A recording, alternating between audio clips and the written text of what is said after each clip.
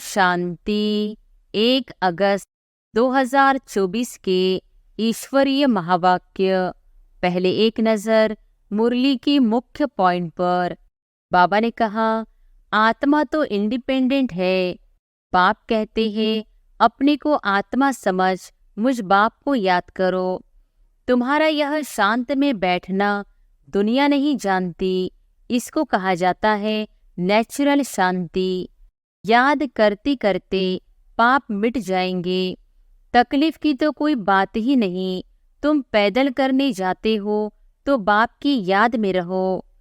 Battery अब charge करना है, फिर आहिस्ते आहिस्ते बैटरी डिस्चार्ज होना ही है। बैटरी चार्ज होने का ज्ञान अभी एक ही बार तुमको मिलता है। तुम्हारी बैटरी एक ही बार इस समय चार्ज होती है। तुम फिर जब यहाँ शरीर से कर्म करते हो, फिर थोड़ी बैटरी कम होती जाती है। हे भगवान कहते हैं, वह बाप है, हम बच्चे हैं। यहाँ तुम बच्चों को समझाया जाता है बैटरी कैसे चार्ज करनी है। भले घूमो फिरो, बाप को याद करो तो सतोप्रधान बन जाएंगे। और फिर बाबा ने कहा, 5000 वर्ष बाद हमारी बैटरी डिस्चार्ज हो जाती है। बाप आकर सबकी बैटरी चार्ज कर देते हैं। सर्वव्यापी का उल्टा ज्ञान मिलता है। बाप आकर उल्टा ज्ञान देते हैं। भक्ति की डिपार्टमेंट ही अलग है। भक्ति में ठोकरें खानी होती है। बाप ने कहा है, तुम इस शरीर को भूलते जाओ। जीती जी मरना तुमको सिखलाते हैं जो और कोई सिखला न सके। अपने को हिंदू कह देते हैं, अपने श्रेष्ठ धर्म कर्म को भूल गए हैं, तब तो दुखी हुए हैं। सतयुग में तुम्हारा श्रेष्ठ कर्म धर्म था, अभी कलयुग में धर्म भ्रष्ट है। सहज राजयोग के ज्ञान का नाम रख दिया जाता है गीता। यह तुम्हारी पाठशाला है। बच्चे आकर पढ़ते हैं तो कहेंगे हमारे बाबा की पाठशाला है। और फिर लास्ट में बाबा ने कहा, आत्मा की ज्योत कभी बुझती नहीं है, वह तो अविनाशी है। बिल्कुल ही तमोप्रधान मुर्दे बन पड़े हैं, बाप को जानते ही नहीं। मनुष्य कोई काम के नहीं रहे हैं। मिट्टी तो मिट्टी में मिल जाती है, फिर भला कोई भी हो। कोई जलाते हैं, कोई कब्र में बंद कर देते हैं। पारसी लोग कुएं पर रख देते हैं, फिर पंछी मांस खा लेते हैं। भगवान को आकर पढ़ाना पड़ता है। जरूर पढ़ाई बड़ी होगी, इसमें दैवी गुण भी चाहिए। यह लक्ष्मी नारायण बनना है ना। यह सतयुग में थे, अब फिर तुम सतयुगी देवता बनने आए हो। इतनी छोटी सी बिंदु का साक्षात्कार तुम क्या कर सकेंगे? जरूरत ही नहीं है। यह तो आत्मा को जानना होता है। आत्मा भ्रुकुटी के बीच रहती है, जिसके आधार पर ही इतना बड़ा शरीर चलता है। और अब सुनते हैं महावाक्यों को विस्तार से। मुरली का सार। मीठी बच्चे, तुम पवित्र बनने के बिगर वापिस जा नहीं सकते।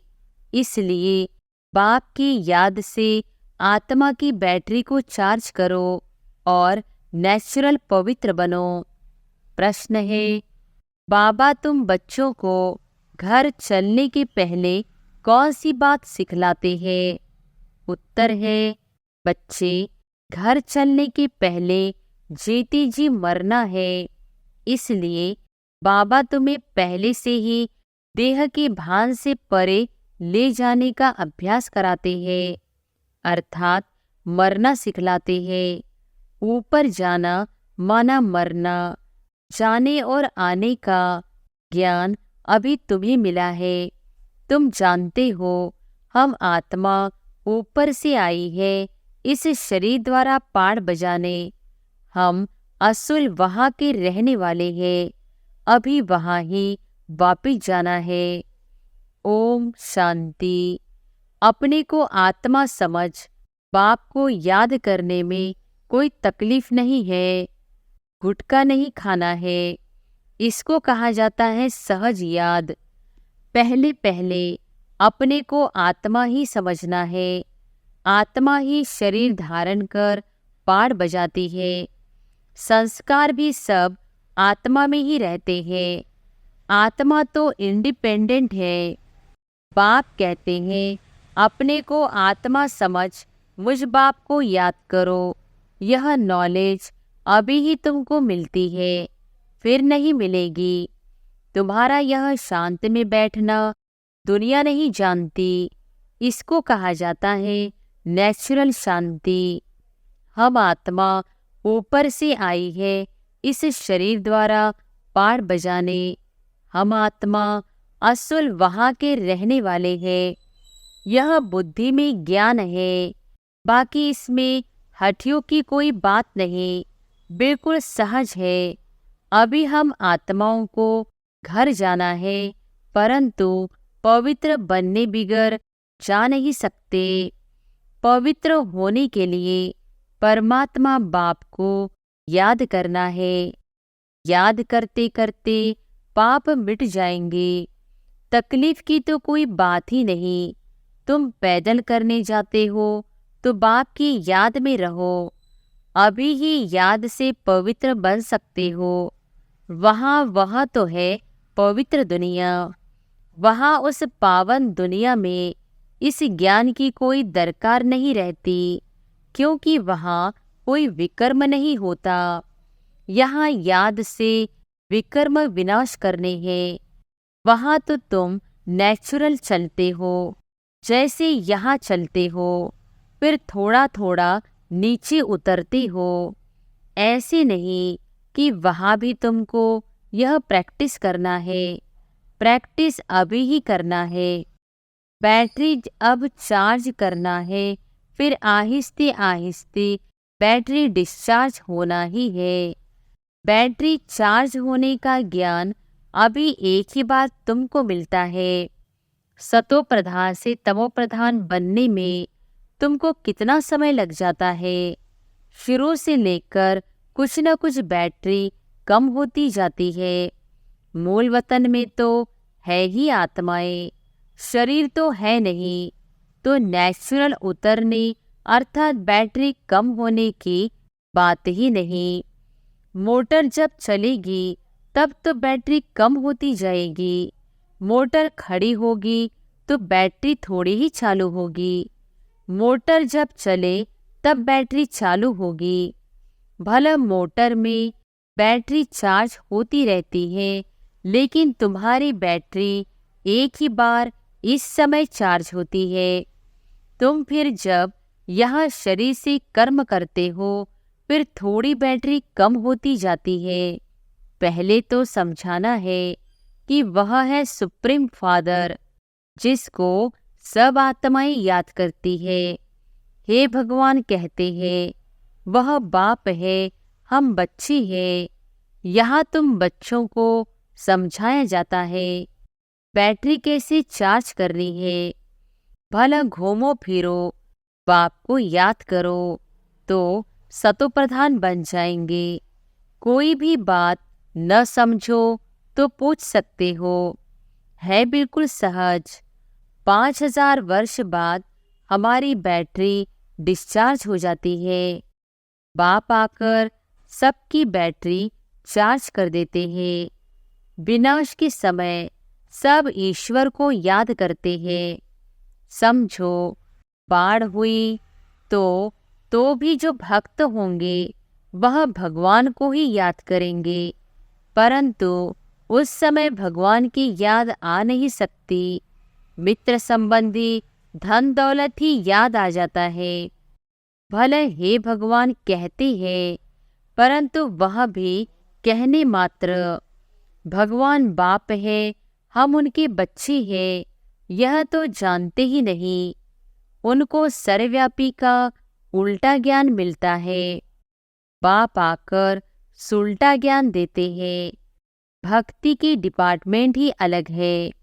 भक्ति में ठोकरें खानी होती है। ब्रह्मा की रात सो ब्राह्मणों की रात है। ब्रह्मा का दिन सो ब्राह्मणों का दिन है। ऐसा तो नहीं कहेंगे शूद्रों का दिन, शूद्रों की रात। यह राज बाप बैठ समझाते हैं। यह है बेहद की रात व दिन। अभी तुम दिन में जाते हो, रात पूरी होती है। यह अक्षर शास्त्रों में है।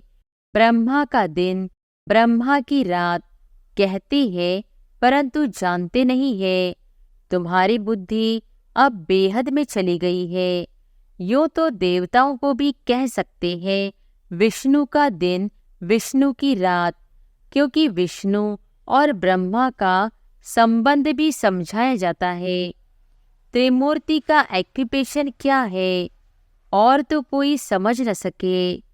वह तो भगवान को ही कच्छ मच्छ में व जन्म मरण के चक्र में ले गए हैं।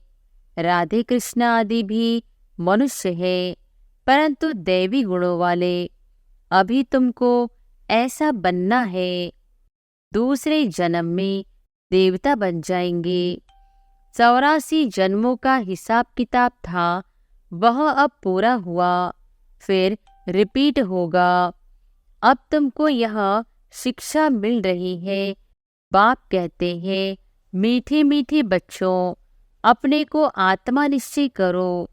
कहती भी है हम पाठधारी है, परंतु हम आत्माएं ऊपर से कैसी आती है यह नहीं समझते हैं।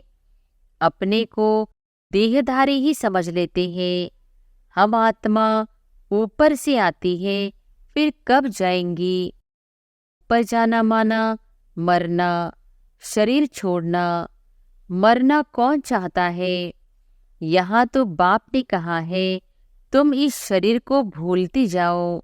जीती जी मरना तुमको सिखलाते हैं, जो और कोई सिखला न सके। तुम आए ही हो अपने घर जाने के लिए। घर कैसे जाना है यह ज्ञान अभी ही मिलता है। तुम्हारा इस मृत्युलोक का यह अंतिम जन्म है। अमर लोक सतयुग को कहा जाता है। अभी तुम बच्चों की बुद्धि में है हम जल्दी जल्दी जावे। पहले पहले तो घर मुक्तिधाम में जाना पड़ेगा। यह शरीर रूपी कपड़ा यहाँ ही छोड़ना है, फिर आत्मा चली जाएगी घर। जैसे हद के नाटक के एक्ट्रेस होते हैं, नाटक पूरा हुआ तो कपड़े वहाँ ही छोड़कर घर के कपड़े पहन घर में जाते हैं। तुम्हें भी अब यह चोला छोड़ जाना है। सतयुग में तो थोड़े देवताएं होते हैं, यहाँ तो कितने मनुष्य हैं अनगिनत। वहाँ तो होगा ही एक आदि सनातन देवी देवता धर्म। अभी तो अपने को हिंदू कह देते हैं, अपने श्रेष्ठ धर्म कर्म को भूल गए हैं, तब तो दुखी हुए हैं। सतयुग में तुम्हारा श्रेष्ठ कर्म धर्म था, अभी कलयुग में धर्म भ्रष्ट है। बुद्धि में आता है कि हम कैसे गिरे हैं। अभी तुम बेहद के बाप का परिचय देते हो। बेहद का बाप ही आकर नई दुनिया स्वर्ग रचते हैं। कहते हैं मन मना भव। यह गीता के ही अक्षर है। सहज राजयोग के ज्ञान का नाम रख दिया जाता है गीता। यह तुम्हारी पाठशाला है।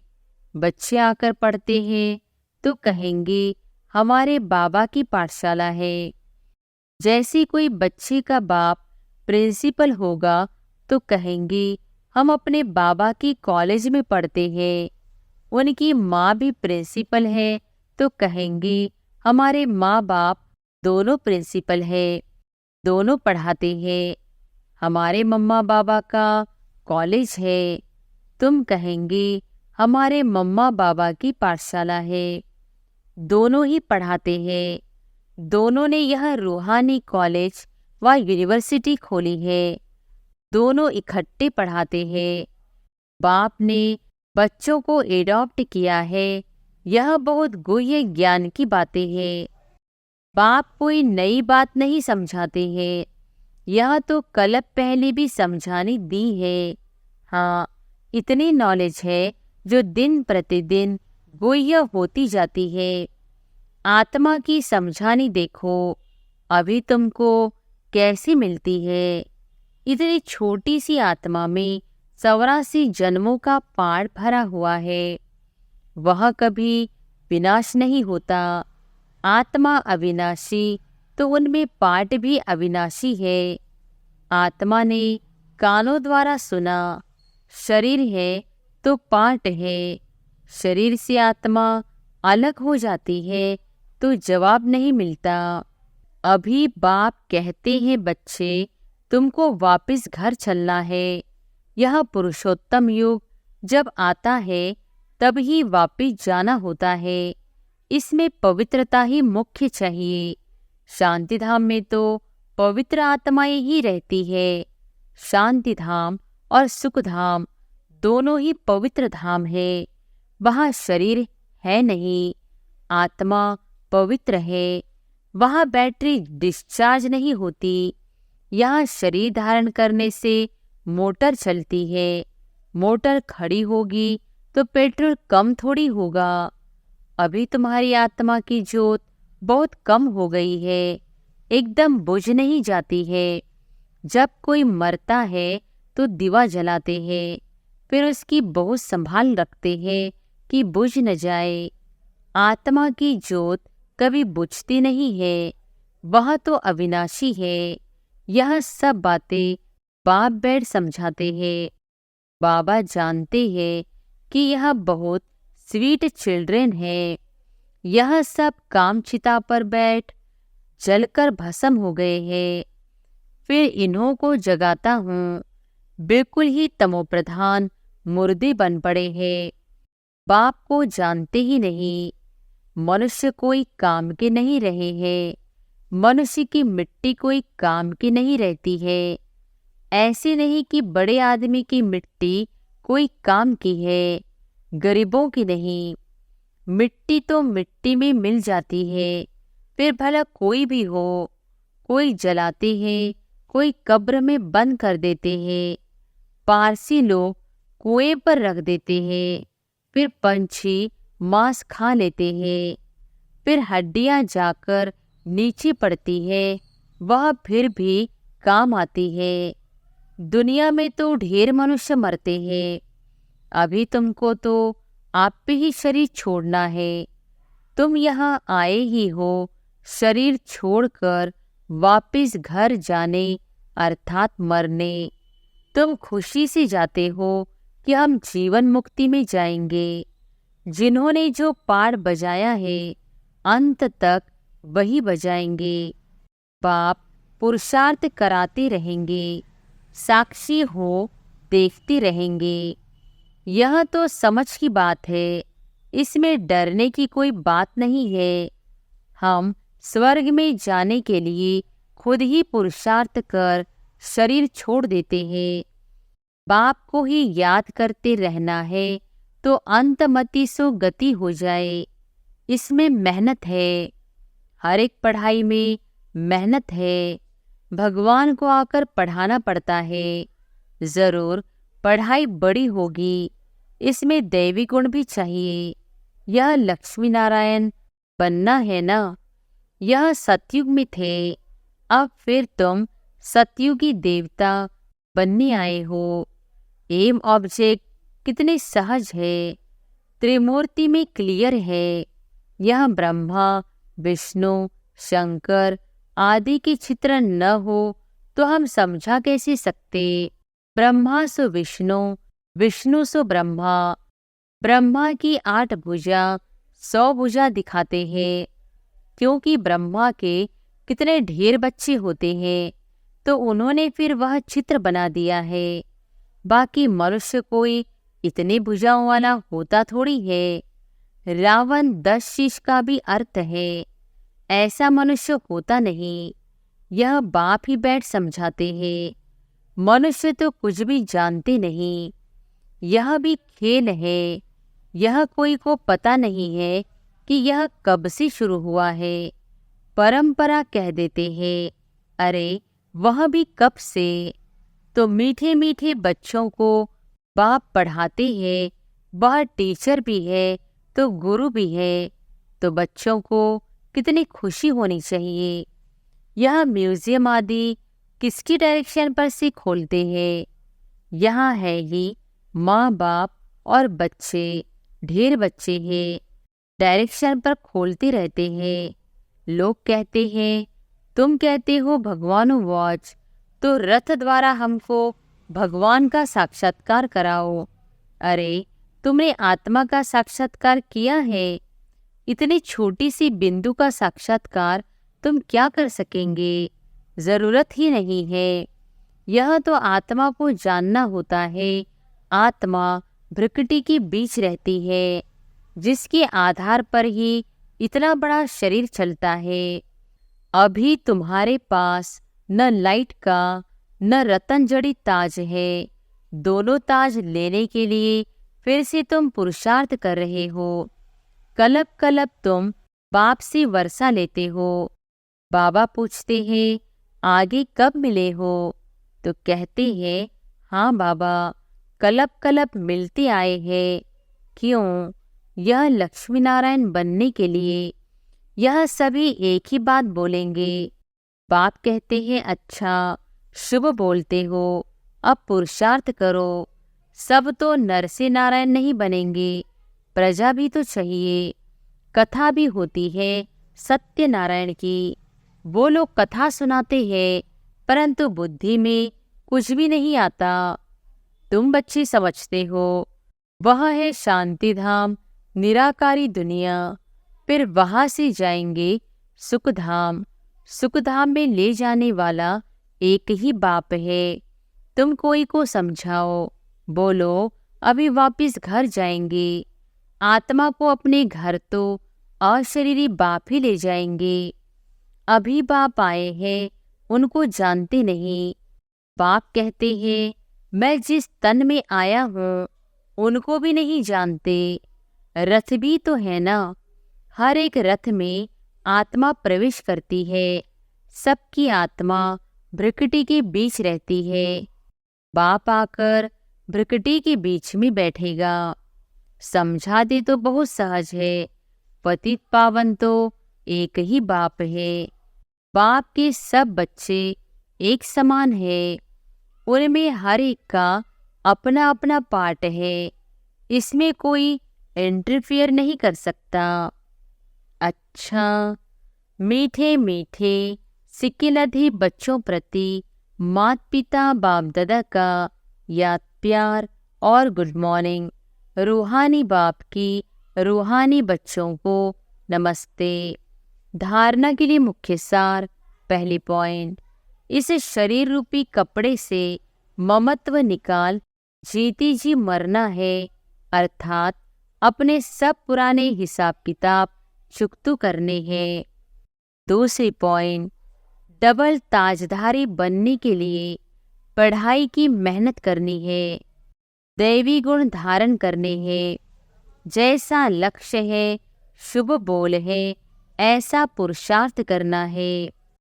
वरदान है, अकल्याण के संकल्प को समाप्त कर अपकारियों पर उपकार करने वाले ज्ञानी तू आत्मा भव। अकल्याण के संकल्प को समाप्त कर अपकारियों पर उपकार करने वाले ज्ञानी तू आत्मा भव। कोई रोज आपकी ग्लानि करे, अकल्याण करे, गाली दे, तो भी उसके प्रति मन में घृणा भाव न आए। अपकारी पर भी उपकार, यही ज्ञानी तो आत्मा का कर्तव्य है। जैसे आप बच्चों ने बाप को 63 जन्म गाली दी, फिर भी बाप ने कल्याणकारी दृष्टि से देखा, तो फॉलो फादर। ज्ञानी तो आत्मा का अर्थ ही है सर्व के प्रति कल्याण की भावना। अकल्याण संकल्प मात्र भी नहीं हो। स्लोगन है, मन मना भाव की स्थिति में स्थित रहो तो औरों के मन के भावों को जान जाएंगे। मन मना भाव की स्थिति में स्थित रहो तो औरों के मन के भावों को जान जाएंगे। अच्छा, ओम शांति।